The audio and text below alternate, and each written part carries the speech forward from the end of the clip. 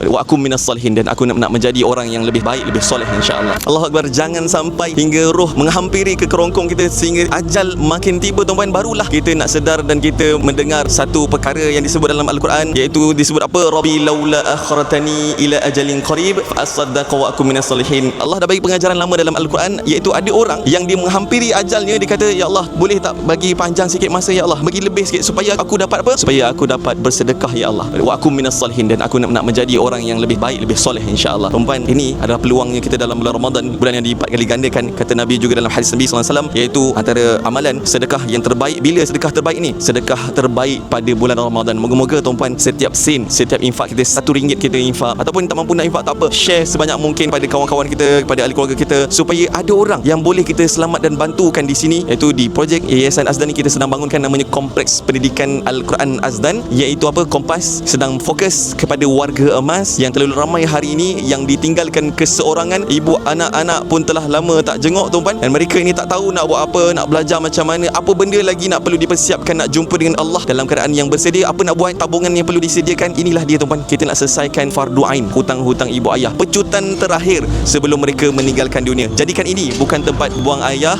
buang mak, tak. Ini adalah tempat untuk kita hadiah terbaik ibu ayah kita insya-Allah. Tuan-tuan, macam mana nak tahu lebih lanjut, masih nak menyumbang? Tuan-tuan, tekan link di bawah macam mana kita boleh bantu ibu ayah kita ataupun diri kita sendiri pada masa akan datang di sini, di Kompleks Pendidikan Al-Quran Azdan Kompas. Tekan link di bawah sekarang.